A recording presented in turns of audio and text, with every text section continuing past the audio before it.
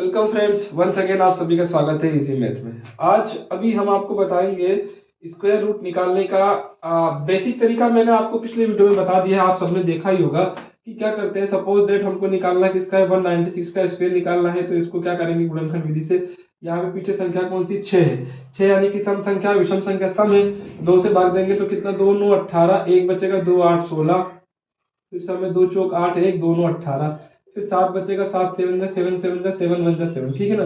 2 common आ जाएगा, 2 common आ जाएगा इसमें से 7, तो एलसीएम कितना बन जाएगा, ये कितना जाएगा, 7 दूनी 14, यानी ये 14 का स्क्वायर आपके सामने बन जाएगा। ठीक है, यहाँ पे आसान हो जाएगा जब हमारे पास 3 डिजिट होंगी या तो हमारे लिए आसान हो जाएगा। लेकिन अब इससे ज्यादा जब आएंगी तब हम क्या करेंगे, ठीक है।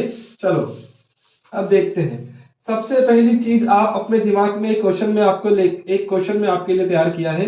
वो क्वेश्चन कितना है, 1057। कितना है, 1057। ठीक है, इसको सोल्व करना है, यानी इसका हमें स्क्वायर रूट यानी वर्गमूल हमें बताना है, वो क्या होगा। ठीक है, चलो ध्यान से अब देखना, ध्यान से।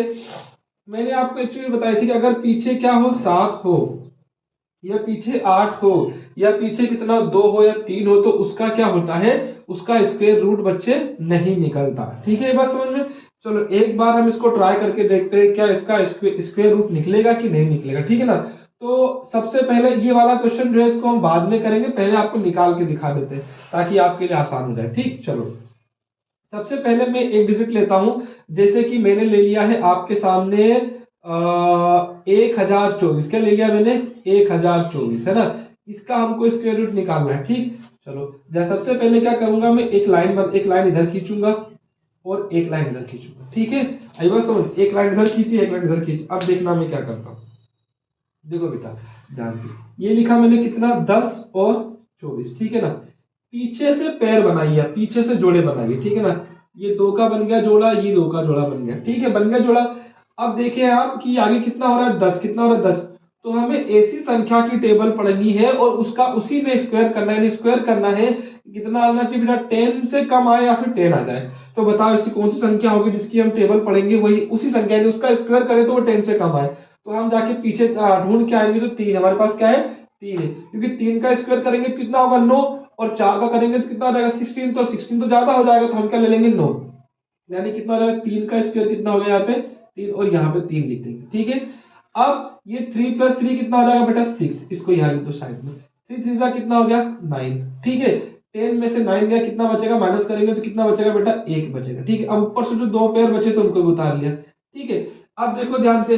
अब यहाँ पे क्या करना है, आपको ये ध्यान देना है कि जो ये 4 है, ये किसके स्क्वायर के पीछे आता है बेटा, तो ये 2 के स्क्वायर के पीछे आता है या फिर 8 के स्क्वायर के पीछे। भाई 2 का स्क्वायर करोगे तो 4 आएगा, 8 का करोगे तो कितना आ जाएगा, 64। यानी आपको क्या लाना है, आपको यहाँ 4 लेके आना है। तो ऐसी संख्या का मल्टीप्लाई करो, उसमें उसी में करोगे, कितना है, 4 आ जाए या फिर कितना आ जाए, 60 आ जाए। तो देखो इधर देखो ध्यान से, अगर मैं 8 रखता हूं तो कितना हो जाएगा, 8 8 जा कितना हो जाएगा, 64। 64 का 4, कैरी का 6 और 8, मतलब 8 से 48 और 6 कितना हो जाएगा, 54। तो ये ज्यादा हो रहा है, इससे कम आना चाहिए आपको या इसके बराबर आना चाहिए। तो अब क्या बचेगा आपके पास, दूसरा ऑप्शन ऑटोमेटिकली सेट हो जाएगा। कौन सा वाला, 2 वाला। देखो 2 2 दूना 4 और 2 6 कितना हो जाएगा, 12। यानी कि आपका स्क्वायर कितना बन गया बेटा, 32 आपका स्क्वायर बन गया। मतलब 10 24 का स्क्वायर कितना बन गया आपके पास, 32।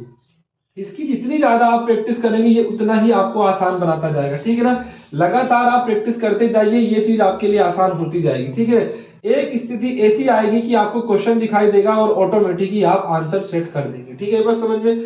आप ऑटोमेटिकली बिना पेन उठाए बेटा इसको कर सकते हैं। आप प्रैक्टिस इतनी कर ले कि ये क्या हो जाए, आपके लिए जादू बन जाए, मैजिक बन जाए। ठीक है, बस समझ में। प्रैक्टिस ज्यादा करेंगे तभी कर पाएंगे आप। ठीक, अब इसके बाद जो हमारे पास क्वेश्चन आ रहा है वो क्या आ रहा है, देखो ध्यान से।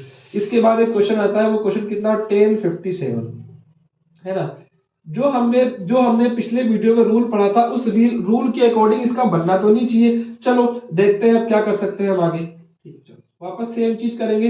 1057 हमारे पास हो गया, 2 के पेयर बनाएंगे। पेयर बनाने के बाद हमको पता है कि हमको क्या करना चाहिए, 10 से कम आना चाहिए। तो 3 3 यहाँ पे लिख दिया मैंने बेटा, कितना, 3। ठीक है, अब देखो ध्यान से, वापस ही प्लस कितना किया, ये हो गया 64, ये हो गया 9, 1 बचा कैरी, ये कितना हो जाएगा आपके पास, 57। ठीक है, ये बात समझ में। अब मुझे ये देखना है कि 7 किस में आता है, तो बताओ किसी के स्क्वायर में 7 आता है।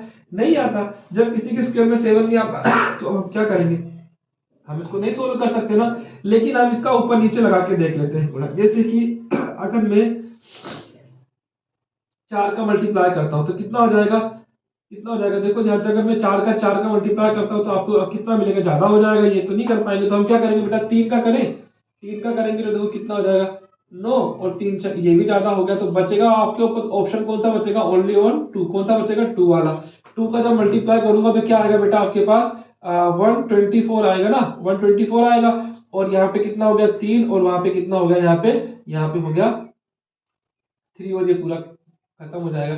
अब देखिए ध्यान से, अगर मैं इसमें से 33 को माइनस कर दूं तो ये पूरा पूरा स्क्वायर किसका बन जाएगा, 32 का। ये बात समझ में। अगर मैं इसमें से 33 को माइनस कर दूं तो ये ऑटोमेटिकली क्या बन जाएगा बेटा, देखो ध्यान से, क्या बन जाएगा 10 24। और हम जानते हैं कि 10 24 जो होता है वो किसका स्क्वायर होता है, 32। भाई बात समझ में। तो इससे हमें ये भी पता चल गया है कि अगर पीछे 7 आए, 8 आए, 2 आए तो वो जो होता है वो परफेक्ट स्क्वायर नहीं होता, यानी कि परफेक्ट वर्ग जो है वो नहीं होता। ये बहुत ही बेहतरीन ट्रिक है बेटा, इसको दिमाग में रख लेना, प्रैक्टिस करते रहोगे तो आपके लिए आसान हो जाएगा, ठीक है ना।